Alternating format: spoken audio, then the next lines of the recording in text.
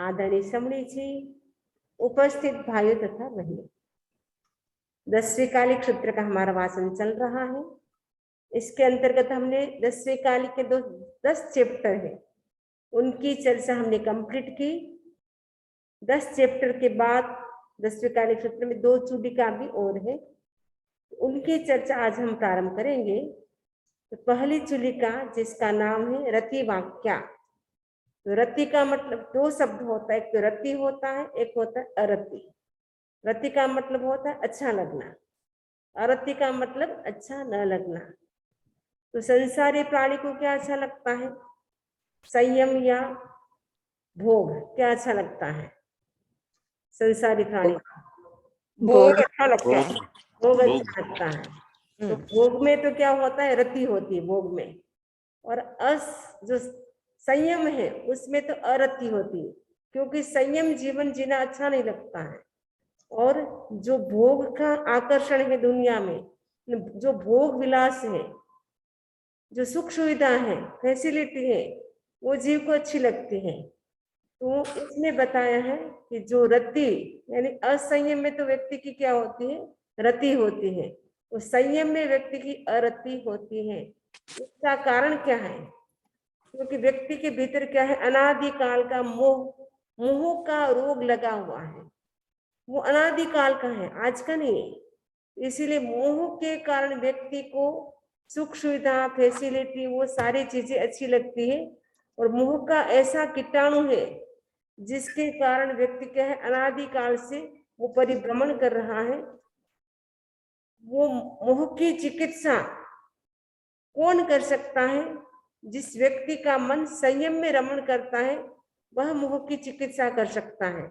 संसारी जीव तो मोह में और फंसते जाते हैं। जैसे किसी को अगर खुजली का रोग हो जाता है, वो खुजलाता है, तो उसको क्या होता है? एक बात अच्छा लगता है, लेकिन वो क्या करता है? बाद में वो भयंकर हमें जलन होती है। भोग भोगते समय व्यक्ति को अच्छा लगता है, लेकिन उसका जो रिजल्ट होता है भोग का, वो अच्छा नहीं लगता, अच्छा नहीं होता है। संयम जीवन जीते समय लगता अरे कितने कष्ट है, कैसा जीवन जीते हैं, लेकिन वो जो कष्ट सहन करते हैं उसका जो रिजल्ट होता है वो अच्छा होता है। और भोग का जो रिजल्ट होता है वो अच्छा नहीं होता है। और कभी कभी व्यक्ति क्या होता है? दीक्षा भी स्वीकार कर लेता है, कभी कभी व्यक्ति का मन भी विचलित हो जाता है। तो विचलित क्यों होता है? क्योंकि व्यक्ति का मोह परिवार के प्रति होता है, अपने बॉडी के प्रति होता है, कष्ट सहन नहीं कर पाता है, या परिवार की याद आ जाती है, तो जो संयम के जो कष्ट होते वो सहन नहीं कर पाता है। तो व्यक्ति क्या करता है? घर जाना चाहता है। तो उस समय यदि कोई व्यक्ति उसको संभाल लेता है तो व्यक्ति वापस घर जाने से बच जाता है, संयम में वो रमण करने लग जाता है। लेकिन उस समय यदि कोई संभालने वाला न हो तो व्यक्ति फिसल सकता है।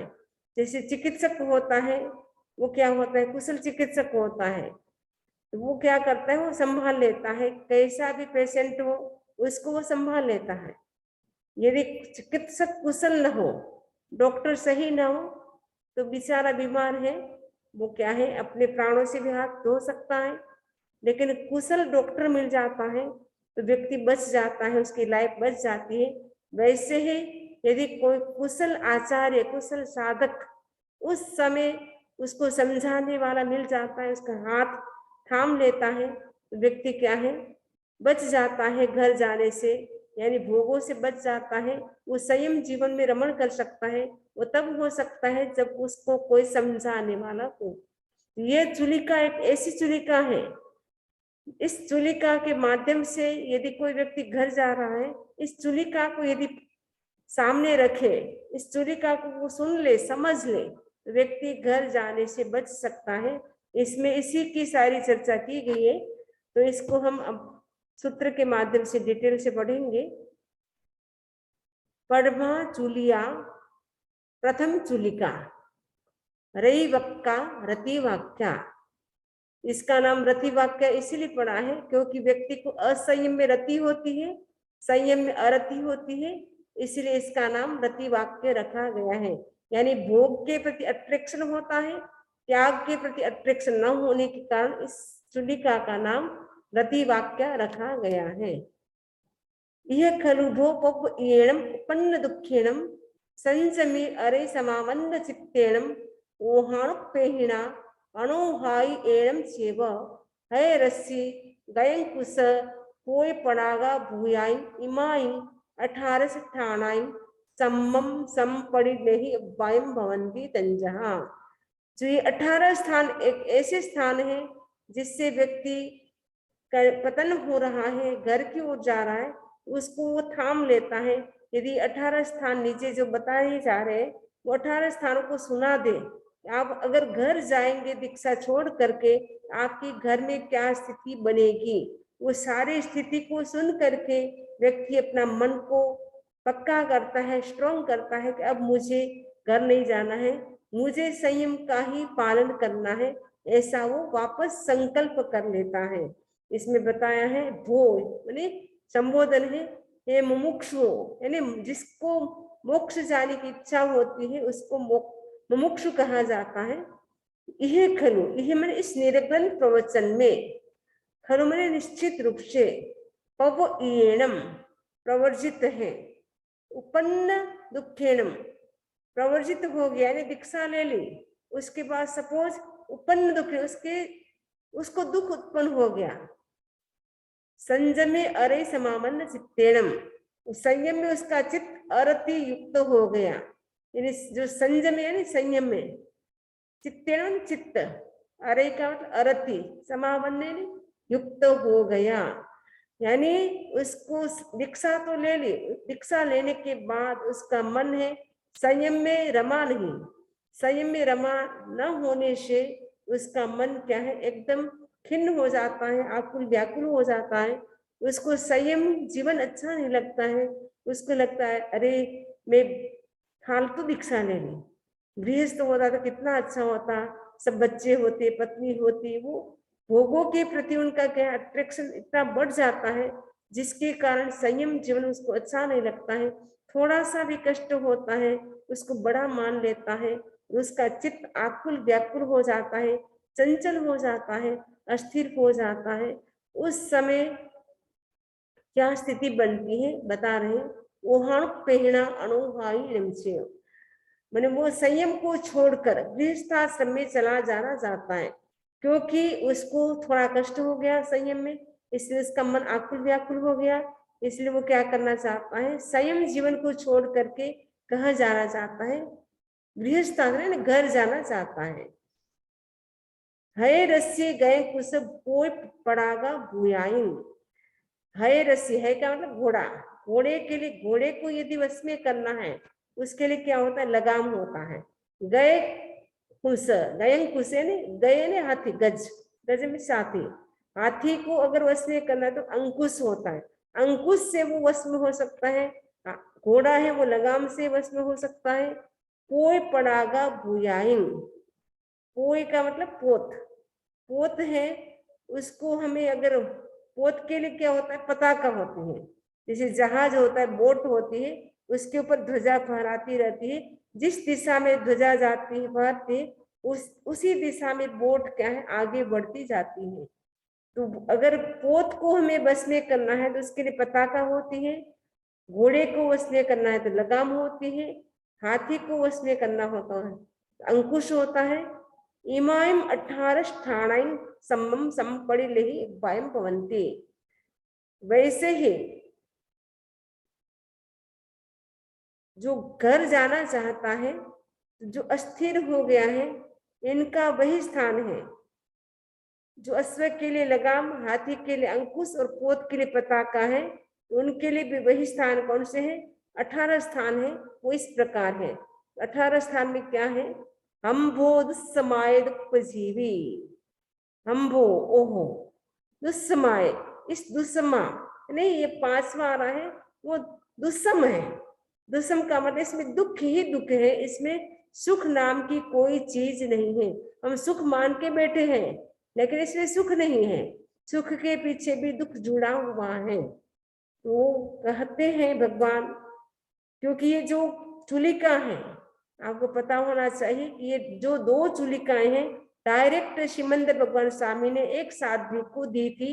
वो साध्वी वो भरत क्षेत्र में लेके आई थी और उसको 10वें कालिक क्षेत्र के बीच से जोड़ा गया है। ये डायरेक्ट सिमंदर भगवान से सुनी हुई है, उनसे लाई हुई है। वो भगवान सिमंदर भगवान कहते हैं ये जो अगर घर व्यक्ति जाता है तो उसकी क्या स्थिति बनती है, क्योंकि ये 5वां आरा चल रहा है। इस 5वें आरे में दुख ही दुख है, कोई सुख नाम की चीज नहीं है। इसीलिए अगर घर जाएगा तो सबसे बड़ी चिंता क्या रहेगी, जीविका यानी पेट कैसे भरेगा, जीविका कैसे चलाएगा, यानी अपनी लाइफ है वो कैसे वो बिताएगा, कैसे चलाएगा। क्योंकि घर जाएगा तो बिजनेस करना पड़ेगा, क्योंकि बिजनेस किए बिना वो रोटी कैसे खाएगा। क्योंकि वो साधु होता है तब तो गोचरी लेके आ जाता है घर घर मांग करके, लेकिन गृहस्थ तो घर घर जाके मांग नहीं सकता है, अगर जाए तो भी कोई देगा नहीं। तो कहते हैं भगवान कि ओहो इस दुस्मा यानी दुख बहुल 5वें आरे में लोग बड़ी कठिनाई में जीविका चलाते हैं। बिजनेस चलाना, जॉब करना भी बड़ी कठिनाई होती है, उसमें भी कष्ट से पैसे मिलते हैं। तो 5वें आरे में सबसे पहली बात तो है कठिनाई है किसकी, जीविका चलाना, बिजनेस करना, जॉब करना, वो भी बड़ी कठिनाई होती है उसमें भी, क्योंकि किसी की स्किल नहीं होती है तो वो कितनी बेचारा मेहनत करता है, कुछ भी नहीं मिलता है। तो साधु इतने साल तक रहा है, अब उसको पता ही नहीं कैसे बिजनेस करना होता है, तो उसके लिए कितना कठिन काम हो जाता है। तो पहला कष्ट तो उसके जीवन में वो आएगा यदि वो घर जाना चाहता है दीक्षा छोड़ करके, तो सबसे पहला कष्ट तो उसके सामने है जीविका चलाना, लाइफ कैसे चलाना, कैसे पेट का भरण पोषण करना, वो सबसे पहले उसके सामने समस्या होती है। दूसरी समस्या क्या होती है इसके सामने, लहु सगा इत्तरिया घीणम काम भोगा, गृहस्थ के यो काम भोग है लहु सगा। लहु सगा का मतलब है स्वल्प, यानी थोड़ा, इसमें सार कुछ नहीं है, निस्सार है, स्वल्प सार सहित और अल्पकालिक है। सार भी कम है और जो भोग है वो अल्पकालिक है, यानी लंबे समय तक ये भोग भी रहने वाले नहीं है। आपको भोग भोगते समय एक बार अच्छा लगेगा, लेकिन उसमें सार नहीं है, कुछ भी निस्सार है और अल्पकालिक वो सुख देने वाला है।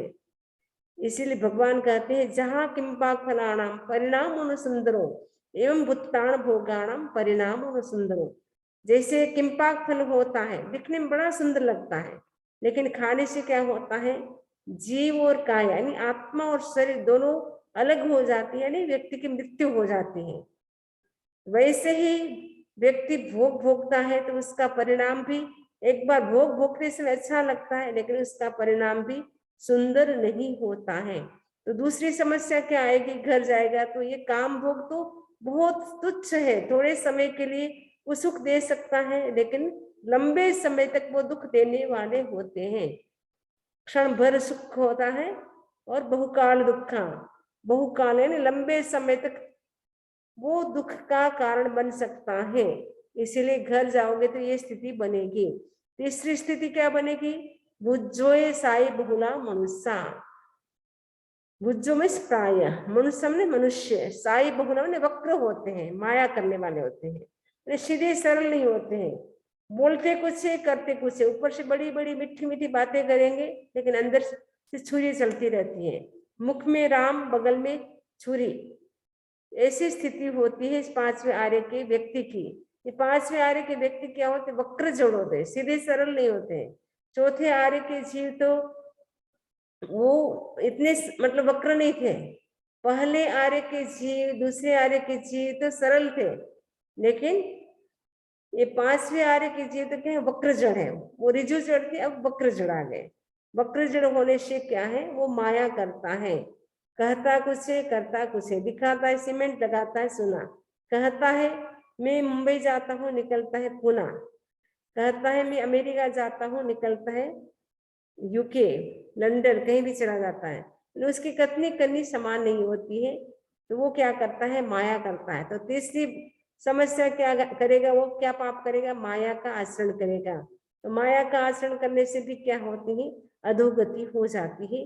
यानी सदगति नहीं मिलती है उसको। इमे यमे चौथा है इसका, इमे यमे दुखे न चिरकाल वत्थाई भविष्य, यह मेरा परिश्रम जनित दुख चिरकाल स्थायी नहीं होगा। इमे मैंने यह, मैं मैंने मेरा, दुख मैंने दुख, चिरकाल मैंने लंबे समय तक, वत्थाई भविष्य मैंने लंबे समय तक स्थिर नहीं रहेगा। यानी जो साधु जीवन में कष्ट आ रहे वो लंबे समय तक नहीं रहेगा। अगर ऐसा चिंतन कर ले तो वो बच सकता है घर जाने से। ओमजन पुरस्कार है।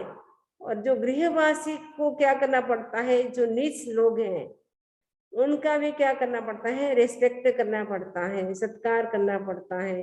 घर जाएंगे तो कोई भी घर आएगा उनका भी रेस्पेक्ट करना पड़ेगा। और संयम जीवन में तो सब क्या करें, साधु का रेस्पेक्ट करते हैं, लेकिन अब घर जाएगा तो उसको क्या करना पड़ेगा, जो भी व्यक्ति है छोटे बड़े उन सबका क्या करना पड़ेगा, उसको रेस्पेक्ट करना पड़ेगा, सत्कार करना पड़ेगा। पुरस्कार का मतलब सत्कार करना पड़ेगा। ओमजन का मतलब नीच लोगों का, जो उनसे जो ओछे हैं, बड़े, एक तो बड़े लोग होते हैं, नीचे लोग होते हैं, सामान्य लोग होते हैं, उनका भी क्या करना पड़ेगा, सत्कार यानी रिस्पेक्ट करना पड़ेगा। मंत से पर्यायणम, संयम को छोड़ने का मतलब है वांत को पीना, वांत यानी वमन को पीने के समान है। संयम जीवन को मतलब स्वीकार करने, संयम जीवन को छोड़ने का मतलब है वमन को पीना। क्योंकि आपने एक बार घर के काम भोग छोड़ दिए थे, अगर उसको वापस आप अपनाते हैं, इसका मतलब है आप वमन को वापस पीने की इच्छा करते हैं। एक बार वोमिट हो जाती है, उसके बाद हमारी खुद की वोमिट है, फिर भी हम उसको देखना नहीं चाहेंगे, देखते ही हमें सूंघ आती है। हमारी बॉडी एक ऐसी है जिसके स्पर्श मात्र से अच्छी चीज होती है वो भी क्या हो जाती है, देखने लायक नहीं रहती है। तो ये बॉडी का स्वभाव है, इसीलिए उसको अशुचि का घर कहा जाता है, क्योंकि अशुचि से भरा हुआ है। तो जिसके कारण स्पर्श मात्र से वो चीज खराब हो जाती है। ये संयम जीवन को अगर छोड़ करके घर जाता है, वो इसका मतलब है वमन को वापस पीना। सातवां है अहर गई वासो संपया, संयम को छोड़ गृहवास में जाने का अर्थ है नार के जीवन का अंगीकार। अहर गई क्या अधोगति, यानी नार के जीवन का वो संपया ने अंगीकार, स्वीकार करना। संयम जीवन तो क्या है, स्वर्ग के सुखों के समान है, और गृहस्थ जीवन कैसा है, नार के दुखों के समान है। तो संयम को छोड़ गृहवास में जाने का मतलब क्या है, नार के जीवन का अंगीकार।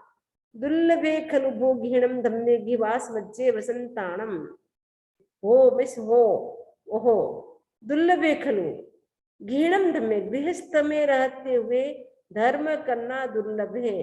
गृहवास मज्जे वसंताण, गृहवास में रहते हुए गृहों के लिए, गृहस्थ के लिए धर्म का स्पर्श पालन करना खलुमन निश्चित रूप से दुर्लभ है, दुर्लभ है।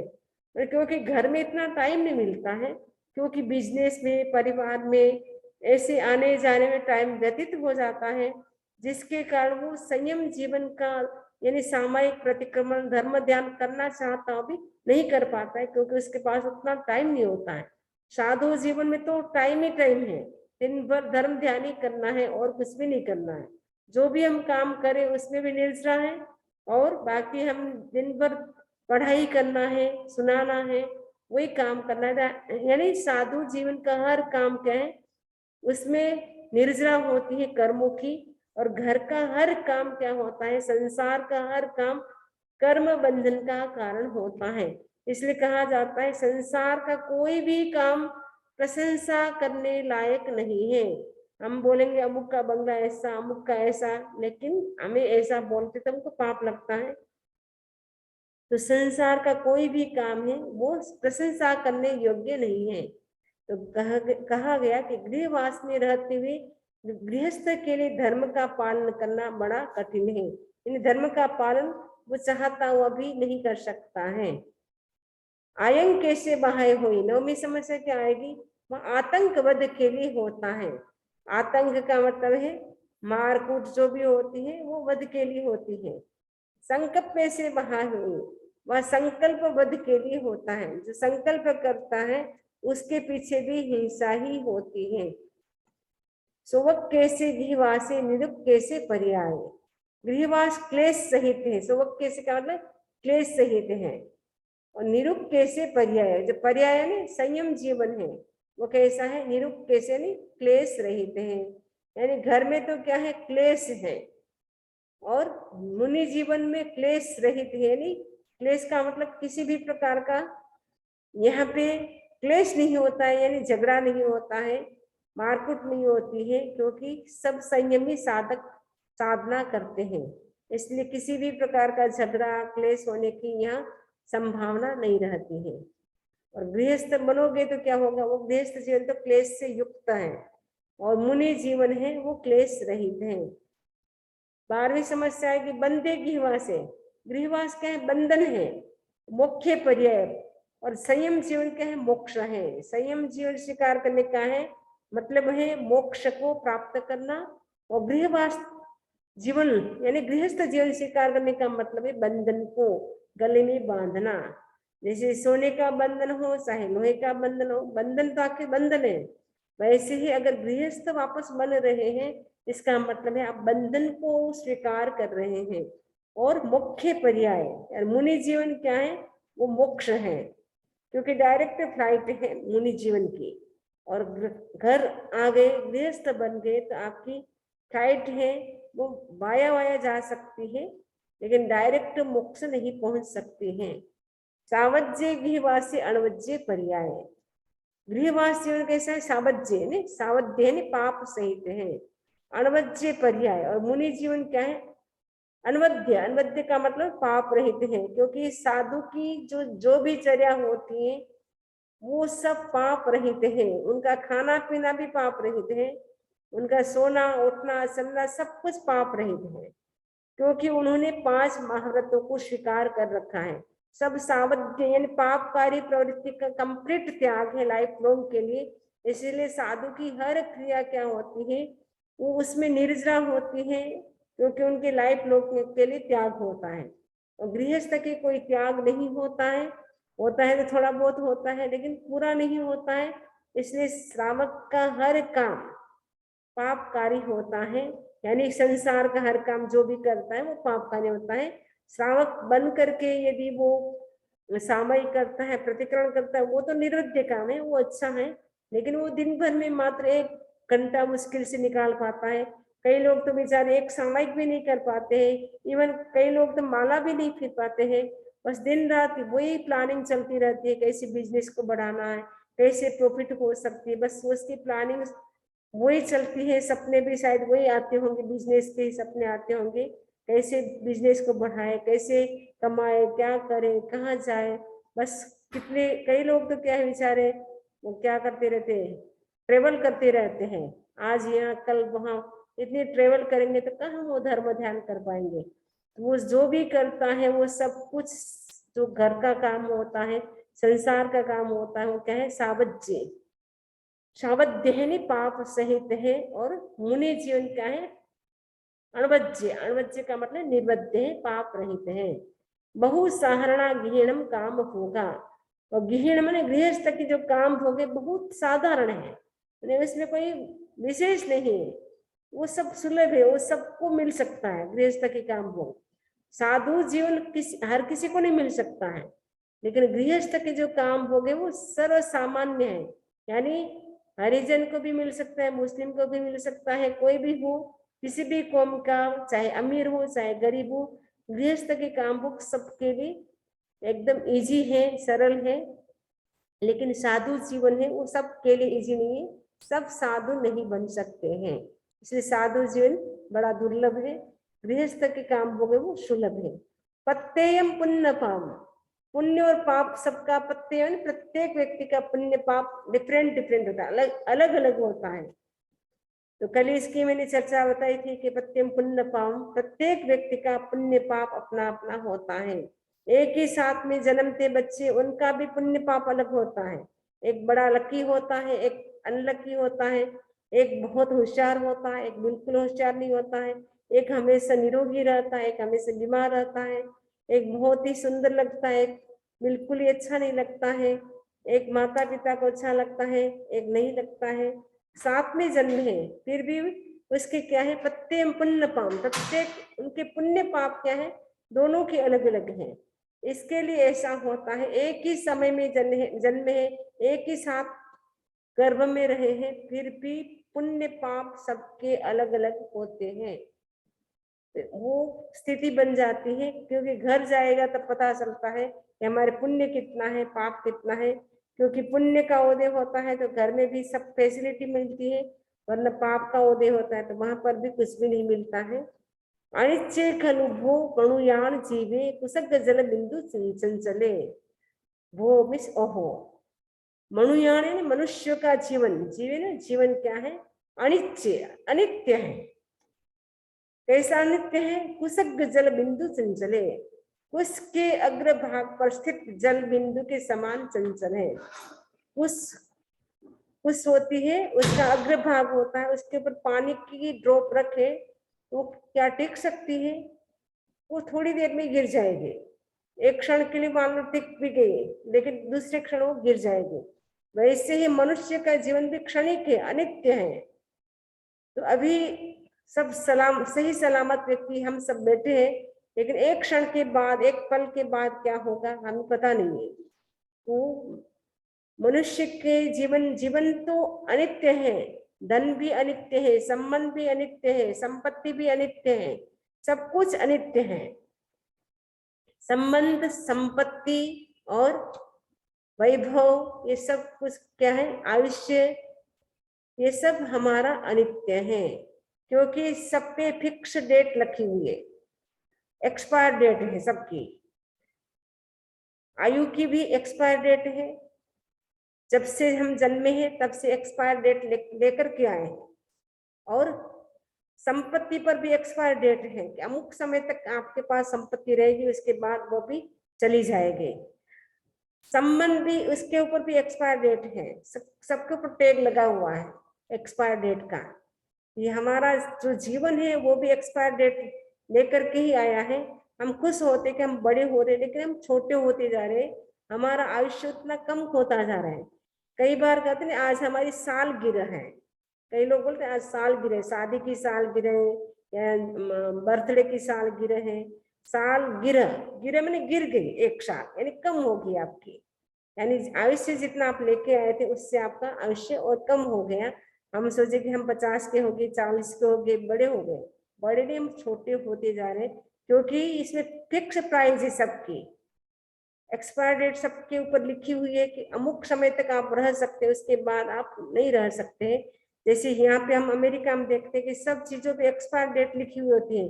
आप दूध लाए हैं, मिल्क, तो एक्सपायर डेट लिखी होती है कि अमुक तारीख तक आप उपयोग में ले सकते हैं, उसके बाद आप नहीं ले सकते हैं, एक्सपायर डेट है। कोई भी आप चीज खरीदे तो पहले देखते कि एक्सपायर डेट कब की है, कब तक वो चलेगी। वैसे ही हमारा जो लाइफ है इसके ऊपर भी एक्सपायर डेट लिखी हुई है कि 70-80 कितने साल तक ये इस लाइफ में हम रह सकते हैं।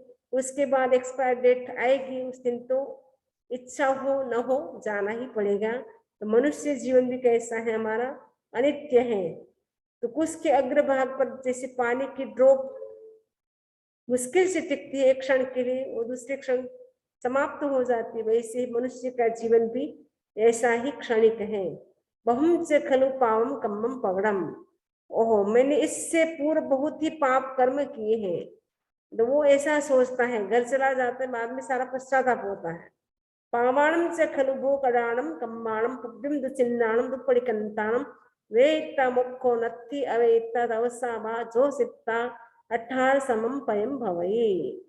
ओहो, पावाणम कडाणम ने मैंने पाप कर्म किए हैं, कडाणम किए हैं, कम्माणम कर्म, पावाणम पापों को, पाप कर्म को किया है, पुब्बिम पूर्व में, दुचिन्नाणम दुप्पड़िकंताणम, दुचिन्नाणम दुष्ट पराक्रम के द्वारा पूर्व काल में अर्जित किए हुए पाप कर्मों को भोग लेने पर अथवा लेप के द्वारा उनका क्षय कर देने पर ही मोक्ष होता है।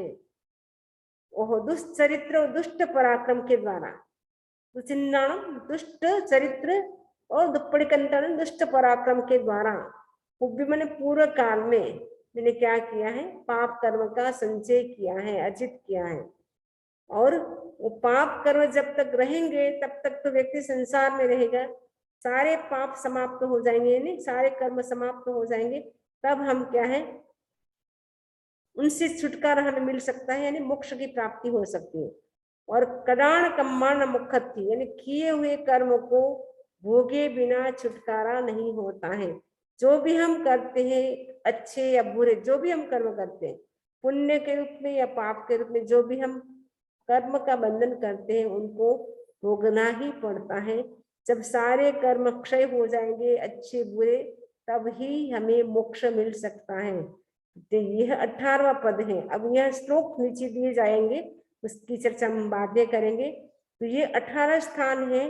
वो कोई व्यक्ति यदि घर जा रहा है तो वो विचलित हो रहा है, तो उनको समझाते कि अगर आप घर जाओगे आपकी क्या क्या स्थिति बनेगी।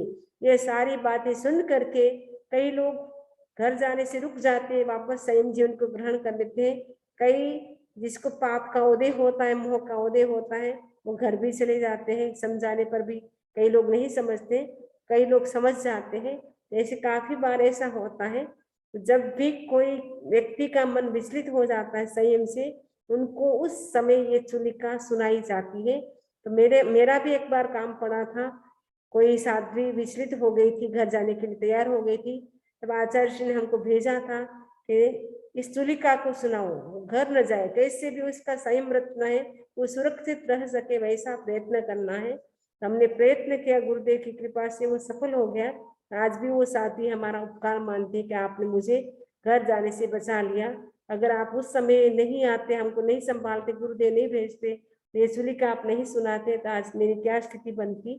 तो आज भी वो साध्वी है संघ में। और ऐसा हो सकता है क्योंकि मोह कर्म का उदय होता है, कभी कभी मन विचलित भी हो सकता है। तो लेकिन उस समय यदि संभालने वाला मिल जाता है, व्यक्ति क्या है, घर जाने से बच सकता है। ये बहुत ही महत्वपूर्ण चुलिका है।